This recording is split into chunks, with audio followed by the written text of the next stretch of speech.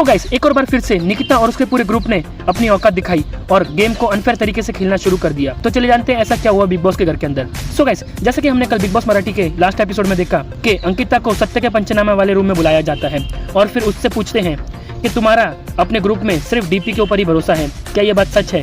जिसका आंसर देने से पहले ही निकिता कह देती है कि हम इस लड़की के सारे स्टेटमेंट पर सहमत नहीं होंगे और अब हम अनफेयर खेलेंगे। जिसके बाद फिर अंकिता कहती है कि हाँ सर, मेरा भरोसा सिर्फ डीपी पर ही है। और फिर निकिता कहती है कि नहीं, अगर उसका ऐसा है तो वो हमारे ग्रुप में आकर बैठती, उसका अपनी पूरी टीम पर भरोसा है इसलिए वो अभी तक वहाँ पर ही है। और फिर जानवी भी कहती है सबको कि अब हम अनफेयर होकर दिखाएंगे और मैं रेड बजर दबाने वाली हूँ। जिसके बाद फिर जानवी रेड बजर दबा देती है और कहती है कि इस घर के अंदर सबसे बेकार लड़की है अंकिता। जिसके बाद फिर बारी आती है डीपी की और डीपी से सवाल पूछा जाता है कि तुम हमेशा आर्या की इंसल्ट करते हो क्योंकि वो तुम्हारी और तुम्हारे पूरे ग्रुप की गेम खराब कर देती है। जिस पर डीपी हाँ कह डालता है। जिसके बाद फिर वैभव कहता है कि हम डीपी की इस बात से सहमत नहीं है क्योंकि भले ही आर्या इनकी पूरी गेम खराब कर दे मगर डीपी कभी आर्या की इंसल्ट नहीं करता।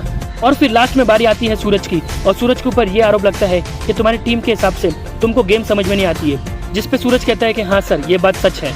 जिसके बाद फिर आर्या और अंकित ये डिस्कस करते हैं कि उसको पूरी गेम नहीं समझानी पड़ती क्योंकि वो कुछ कुछ बातें समझ जाता है। अंकिता रेड बजर बजा देती है और कहती है कि उसे सिर्फ पढ़ना नहीं आता वरना वो गेम तो पूरी समझ जाता है। और फिर यहाँ पर ये टास्क खत्म हो जाता है और अब किसी भी घर वाले के पास कोई भी करेंसी नहीं है।